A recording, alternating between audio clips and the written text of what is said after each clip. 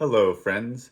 Today I am going to be making a short video on how to make honey carbon ink. It is a pretty simple and easy way to make ink at home, kind of using materials that you hopefully might have around, and is a lot easier than maybe having to build a fire to create your own charcoal to turn into ink. So gonna need a few things to make this project happen. We're gonna need a candle. Tea candles are usually the easiest. This one is a paraffin one, but beeswax ones work great. It's actually cool to do this project with multiple kinds of candles, be it beeswax or paraffin or other types of flames, to see how you might get different soot and get different actual blacks and types of black. So you need a candle. You're gonna need a spoon. You're going to need some sort of stir. It could be a little twig or a stick. I'm using a single disposable chopstick, maybe a coffee stir or like a popsicle stick might work as well. Got those things. Gonna need ideally a glove to help protect your hand, because we're gonna be touching some hot metal, and it's always good to use protection to keep yourself safe. Gonna need a little dish and a plate, and then some paper, as well as a little side dish of water and a little bit of honey. And you might be asking yourself, why do we need honey? And the answer is that when making inks, you really only need three things to make ink. You need some sort of what's called a vehicle. What helps the ink move, and in this case we're using water. Water is the vehicle. It helps the material and the pigment and the color we're using to spread around and move. The second thing we need is pigment, and pigment is the color. Whether it's charcoal and black, or we're doing earth paints and it's browns or reds or oranges, basically whatever is actually the color in the substance. And the third thing is something usually kind of sticky, that can help stick the pigment, the color, the charcoal, onto the page. Well, let's see, my video may have frozen.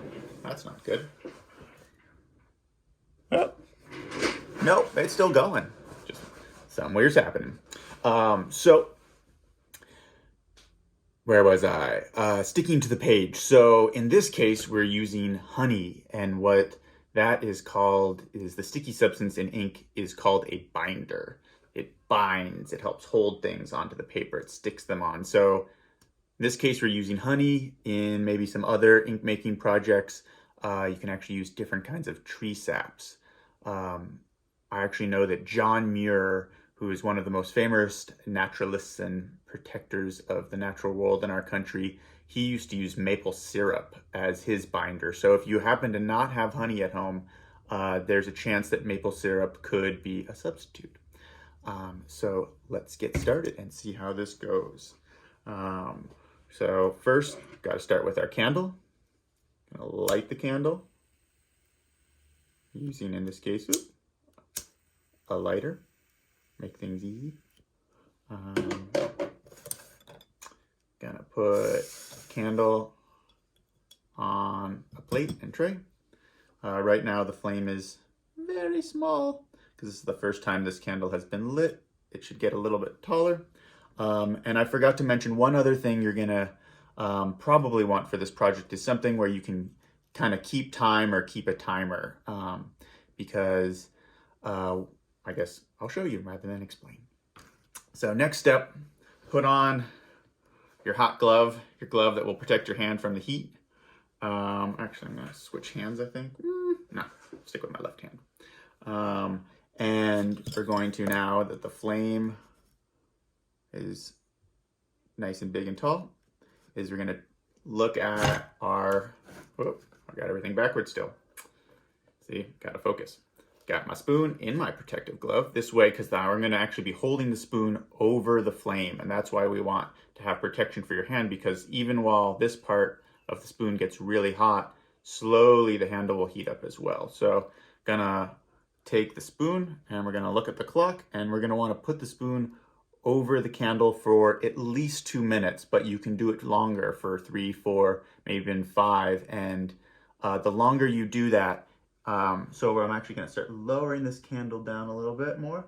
It's a little hard to see with how low it is, but you want it not putting the candle out, obviously, but you want it really close to the flame.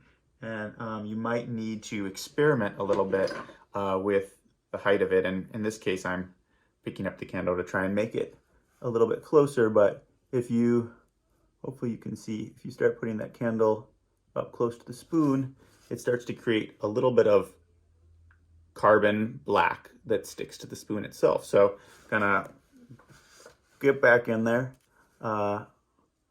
and be doing this, hoping that ideally setting a timer, having a parent set a timer for 2 minutes or longer, holding it in place, kind of exploring a little higher, not working much. I think the candle, it does help if it's touching it a little bit. And you might need to explore a little bit too, because sometimes some candles act differently and put off different amounts of soot. I've never tried this particular brand of candle before, so gonna see how it goes. Holding it, holding it, holding it. I can feel the candle in my hand is getting warm, but I'm not so worried about that. I'm worried about the heat off the spoon. Let's see. There we go. I think what I'm really doing is almost having the candle or the spoon covering the flame as much as possible, but without putting it out, at least for this one seems to be working the best. So I'm holding it, taking a while. Probably would have been best, that probably the easiest way for me to do this would have been to maybe set a timer on my phone so it was counting down and it would go off on its own, because while doing this project, I'm having trouble looking over at my watch to see what time it is, but that's okay. I want to go a little extra longer. I'm just kind of exploring. And the 2 minutes, like I said, is just a guideline to explore, because you might want to do it longer. And if you do it less than 2 minutes, there's a chance you're not going to get enough soot to make ink that you'd enjoy using. Okay. Making soot. And you can see I'm moving the candle around a little bit, or moving the spoon around a little bit to try and spread out a little bit where the black on there is really starting to blacken up and build up. So I want to do that longer.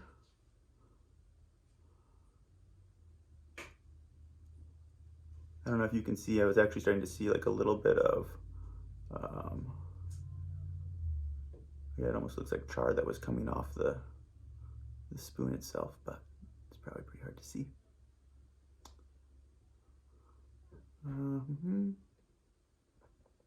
We're heating. All right, I think that's been at least 2 minutes. So I'm gonna take it, gonna carefully blow the candle out without blowing wax all over the place.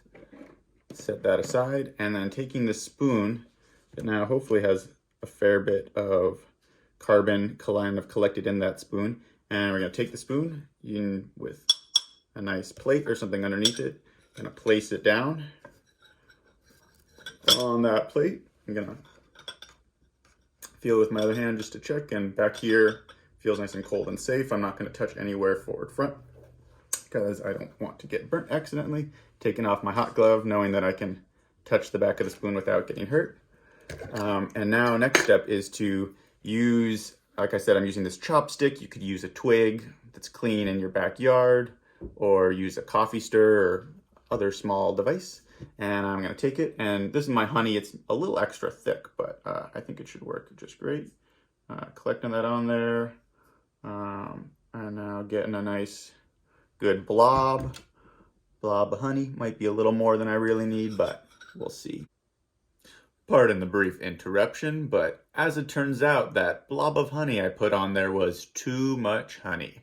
My recommendation would be to put much less on there, because I discovered when I later used my ink that it's been several hours and my ink is actually still wet and sticky because I think I put too much honey in there and the honey isn't really drying out, and instead the page is just kind of more honey than ink. So I recommend using less honey than I did.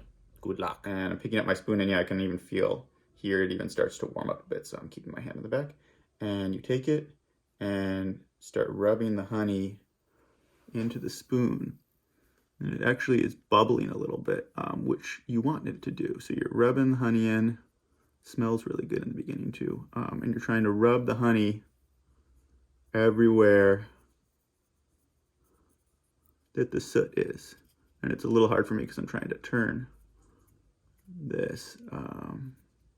Maybe what I'll do at this point is pick up the camera so you can see from my view.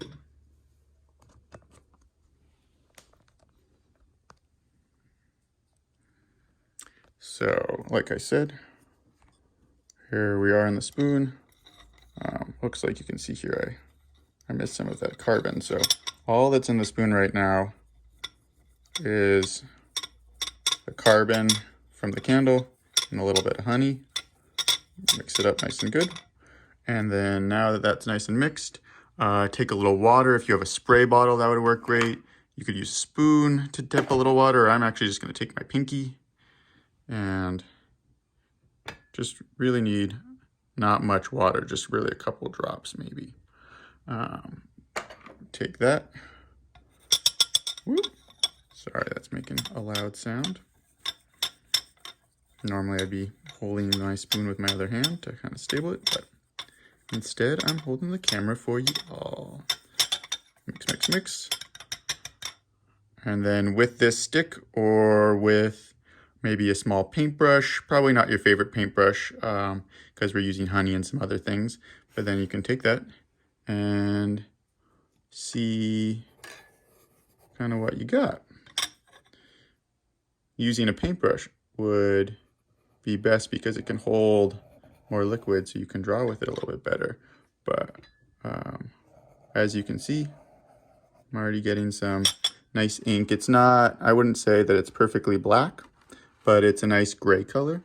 And if you build up multiple layers, I think you could get it a little bit darker. And if you're looking for a darker one, my recommendation would be to kind of try getting more soot onto the spoon. So holding that spoon over the candle for longer.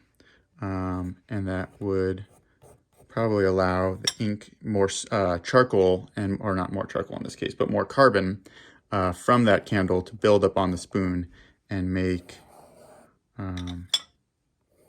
maybe a darker ink. And the other way that maybe I could have made it a little darker is if I used a little less of water and maybe a little less honey. So there would be more charcoal as a result. So that's my project. And you always want to make sure, even at this point, to be careful of that spoon because it can hold heat for a long time. And if you're going to want to redo this project, you're going to want to wash your spoon all the way out or get a clean one before you want to try adding more soot to the candle. Because if there's already honey and water in that spoon bed, I'm not sure how well that will work out. All right. Hope you have some fun with this. Let me know if you have any questions. Xander out.